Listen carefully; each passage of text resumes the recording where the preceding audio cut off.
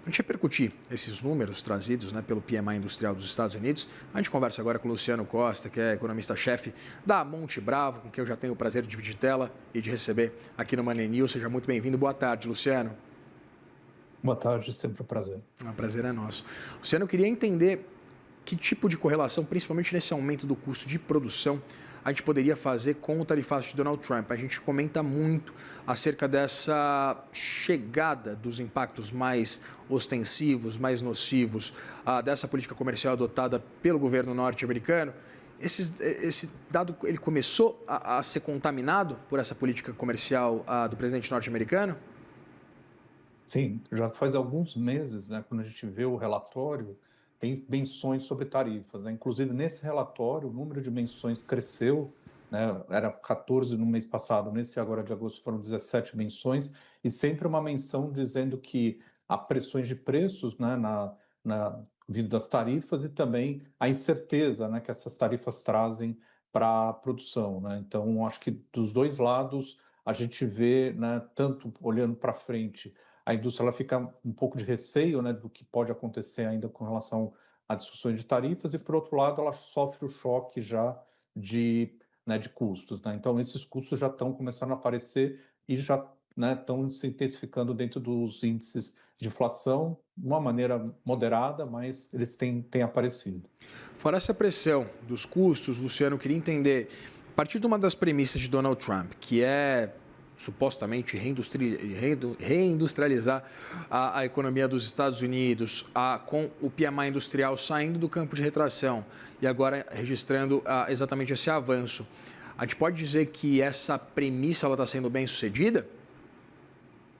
Acho que é cedo para a gente poder falar, até porque, na verdade, né, provavelmente o que aconteceu foi, antes das tarifas, a gente teve alguma produção que tentou eliminar, né, o risco inicial das tarifas, então você fez estoques, você produziu antes das tarifas para poder ter, né, um custo menor. Agora é a hora que a gente vai realmente ver né, o impacto e ver como que a indústria vai se comportar.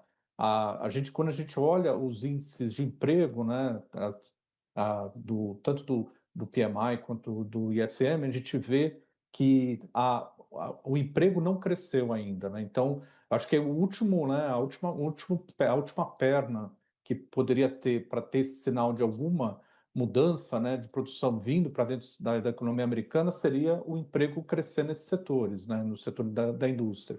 Ainda não tem claramente isso, nem quando a gente olha os dados de payroll, né, os dados do relatório de emprego, eles também mostram ainda pouca geração de empregos dentro da indústria, por enquanto. Então, e a gente tem exatamente essa situação de margens mais apertadas, né, Luciana, por parte das empresas por essa pressão, principalmente dos custos.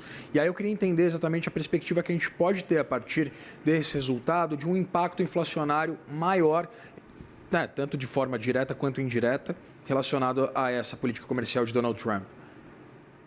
Então, o que tem vindo na inflação até agora tem sido uma transmissão relativamente moderada, né? Então, a gente tem alguns itens que estão subindo, vestuário, a parte de eletrodomésticos, carros, começou a ter alguma alta, mas a intensidade não está sendo tão forte como era o medo inicial. Talvez a explicação para isso seja que as empresas elas fizeram, né, os estoques e evitaram um pouco esse primeiro impacto das tarifas. Um pedaço também pode ser que entre tanto os exportadores quanto os importadores, né, dessas mercadorias está se absorvendo dentro da cadeia um pouco do impacto das tarifas e, portanto, você está repassando menos na ponta final para o consumidor. Mas é indiscutível que, olhando para frente, a gente vai ter ainda números de inflação, pelo menos até setembro, outubro, pressionados vindo o impacto das tarifas. Mas qual é talvez a surpresa? A surpresa seja que a intensidade que isso está acontecendo, ela está sendo mais branda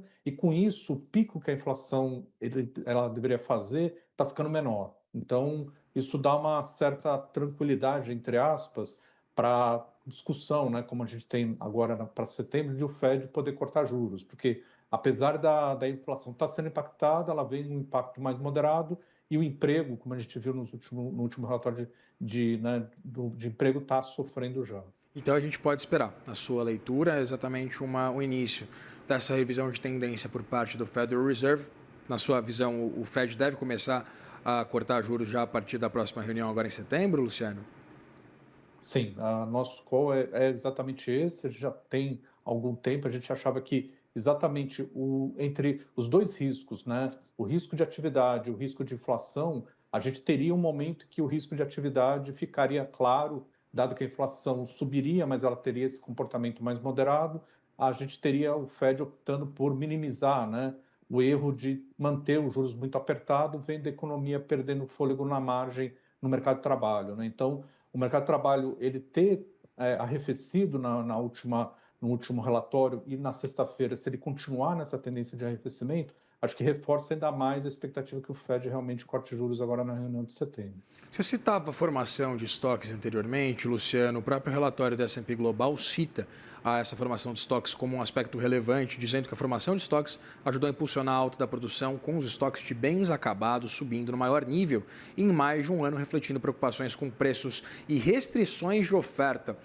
Eu queria entender, esse último trecho é bastante relevante acerca da restrição de oferta e o que a gente pode esperar exatamente do preço dos manufaturados no mercado interno, principalmente, né, norte-americano, mas também esse repasse do ponto de vista da cadeia e, evidentemente, no índice de atividade econômica mundial. Então, essa citação final, né, se você está tendo restrições de oferta, exatamente vai ver o efeito que a gente estava comentando da alta de preços olhando para frente. Vai ter, né, um repasse, não tem como não ter, até porque o choque de tarifas é muito grande em várias cadeias, né? Então, olhando do ponto de vista prospectivo, vai ter um impacto ainda entrando nos índices de inflação. A grande discussão é quanto que isso é compensado ou não por serviços, né? Porque a parte de serviços que tem mais peso da inflação, ela está mais bem comportada, né? Principalmente a parte de ligado à moradia, os custos de moradia estão bem comportados, então isso amortece um pouco. Aí pensando na segunda parte da sua pergunta sobre atividade global, a tendência, olhando para os próximos trimestres, seria você ver uma atividade global arrefecendo, até porque você vai ter, né, por um lado, o choque de tarifas, as incertezas, e provavelmente o comércio global vai ficar num nível menor, né? Então você vai acabar perdendo um pedaço de dinamismo do crescimento que vinha do comércio, dado que agora você tem mais restrições, né? Você tem uma economia mais fechada, a principal economia do mundo, que é a economia americana, mais fechada. Então, é tendência você perder um pouco de velocidade de crescimento ao longo agora do segundo semestre. Luciano, a gente tratou sobre o mercado do ponto de vista da oferta, eu queria tratar agora do ponto de vista de demanda. Você citou exatamente esses dados mostrando um arrefecimento do nível de emprego, né? O mercado de trabalho desacelerando nos Estados Unidos. Eu queria entender como isso deve impactar também os próximos números, né? Não só, evidentemente, por causa de algum tipo de escassez ou preço exorbitante, mas também, dado esse cenário pintado, projetado, como é que a demanda ou a ausência dela pode impactar os níveis tanto da indústria quanto, evidentemente, também dos serviços nos Estados Unidos? Exatamente. A perda de dinamismo na parte do emprego, ela está acontecendo com um equilíbrio bem específico. Até o presidente do Fed citou isso, né? Você está tendo uma redução no volume de contratações, mas você não está tendo demissão. Mas na margem, isso significa o quê? Significa que a massa salarial está crescendo num ritmo menor, porque você adiciona menos emprego e os salários vão moderando, então você está tendo menos capacidade de compra vindo aí da parte do emprego, né? Então, a tendência disso é se transmitir olhando para frente na economia com uma diminuição do que a gente chama de demanda doméstica, né? Que é o consumo mais o investimento. A gente já está vendo isso esse trimestre. O trimestre anterior, a gente teve o dado de demanda doméstica ainda crescendo num ritmo razoável, em torno de 1,9. Esse trimestre, provavelmente, essa demanda doméstica está crescendo em torno de 0,7 a 1%. Então, já tem um degrau, né, nesse ritmo de crescimento da demanda doméstica. E a tendência é você perder um pouco mais de força nisso, conforme a geração de empregos fique menor e os ganhos salariais já também não são tão grandes. Então, a massa salarial, né, que, em última instância, vai ser o reflexo desse mercado de trabalho mais desaquecido, ela vai crescer num ritmo menor e, portanto, vai ter algum impacto dentro do consumo olhando para frente. Luciano, dado esse cenário de déficit crescente nos Estados Unidos, o que também é motivado por esse nível de atividade arrefecendo, também a política apresentada lá, aquele Big Beautiful Bill, o projeto de corte de impostos e gastos de Donald Trump. Dado esse cenário, eu queria entender, primeiro, o nível de necessidade ou de dependência da economia norte-americana de impulsos estatais, de impulsos governamentais, caso que a gente acompanhe aqui no Brasil, e evidentemente essa correlação, principalmente pensando no setor da indústria. A gente pode imaginar algum tipo de impacto relevante, dado esse cenário de uma restrição orçamentária maior e de um déficit crescente? Então, na verdade, o déficit ele tem contrapesos, né? Com a política tarifária, o que aconteceu foi que a arrecadação vindo da parte das tarifas cresceu bastante. Então, no final, até foi uma discussão que acabou surpreendendo, né? Porque havia uma expectativa de um aumento do déficit em 10 anos, aí, de mais de 3 trilhões com os cortes de impostos que passaram, né? Naquele projeto que o Trump apresentou e foi aceito já pelo Congresso, mas ao mesmo tempo a expectativa de aumento de tarifas ela acabou neutralizando um pouco essa piora do déficit. Então o déficit final vai ficar mais alto, ao invés de 3 trilhões, vai ficar em torno de 1 trilhão, porque vai ter 2 trilhões de tarifas.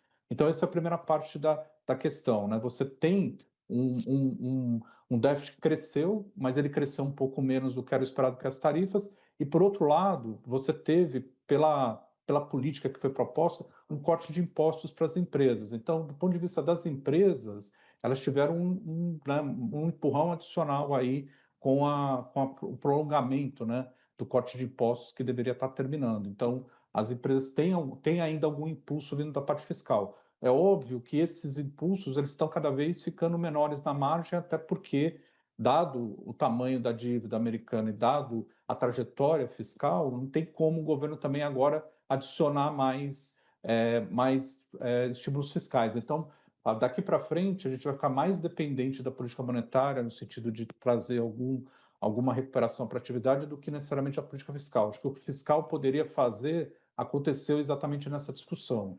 Você aumentou, né, teoricamente, o déficit por um lado, porque cortou impostos, mas você compensou com as tarifas, mas tem um impulso fiscal. E aí o outro impulso, que é monetário, ele vem por trás agora para poder sustentar mais o crescimento da economia. E a gente tem o fundamento, né, o elemento juro da dívida. Né? A gente acompanha essa incursão por parte de Donald Trump, inclusive com essa perspectiva ainda colocada sob discussão, né, se Trump poderia ou não demitir a diretora do Fed, a Lisa Cook. Pensando nesse cenário, né, de uma pressão mais ostensiva, em Donald Trump se tornando, tendo sucesso nessa incursão contra a diretora do Fed, conseguindo demiti-la, criando maioria no Comitê de Política Monetária dos Estados Unidos, pensando, aí, juntando tudo, e isso que a gente estava tratando antes, Luciano, o que a gente pode esperar? Eu sei que é a casca de banana para qualquer economista, mas o que a gente pode esperar do comportamento do câmbio? E tanto do ponto de vista dessa incursão, né, para o cumprimento, por exemplo, das obrigações do governo norte-americano acerca exatamente dessa dívida crescente, mas também pensando, é evidente, nos impactos aqui para o Brasil. Então, com relação ao câmbio lá fora, para que acho que é melhor para a gente fazer um link para o real, provavelmente a gente vai continuar vendo um DXY fraco, né? Então, o corte de juros eventual do Fed, ele, né, se confirmando, ele vai ainda deixar o dólar numa posição que a tendência ainda é ficar um pouco mais fraco, né? Ele voltou um pouco, né, ao nível, mas a tendência dentro de um ciclo seria o dólar lá fora enfraquecer. Isso seria bom para as moedas de emergentes, né, como o real, né? Então, o real ele poderia se beneficiar desse enfraquecimento do dólar, o que vai contrapor um pouco esse movimento e vai limitar um pouco também o tamanho da apreciação que o real possa ter aqui dentro, são duas questões. A primeira, o fiscal, acho que já ficou claro essa semana, né, depois do projeto de orçamento que foi divulgado na sexta-feira pelo governo para 2026. Os mercados reagiram de uma maneira negativa, né? A curva longa de juros abriu, o dólar depreciou um pouco, e também a questão de que, sazonalmente, a gente tem agora um período mais pressionado para o câmbio, né? Então, tem mais remessa de lucros e dividendos das empresas no final do ano, você tem uma diminuição, né, do superávit da balança comercial, então, algumas outras contas também de remessas aumentam, né? Viagens, a parte uma parte também de serviços que fica mais pressionado. Então, sazonalmente, a gente vai ter uma maior pressão para o câmbio, então a tendência na nossa visão real se manter um pouco mais depreciado. Tem a questão fiscal, tem a questão política, que também em algum momento vai entrar dentro dessa conta, mas tudo isso acaba sendo amortecido um pouco pelo desempenho do dólar frente às outras moedas, que está nesse momento, né, ainda numa tendência de enfraquecimento. Então, a gente acaba, né, a gente tem aqui uma expectativa que o real ele deprecie para o final do ano, ele fique em torno ali de 5,80, 5,70, porque a gente imagina que o fiscal mais a sazonalidade negativa é mais forte do que o enfraquecimento do dólar lá fora para definir o real. Conversei aqui com o Luciano Costa, que é economista-chefe da Monte Bravo. Agradeço muito, Luciano, pela disponibilidade de conversar com a gente. Nada, sempre um prazer. Até logo. Até mais.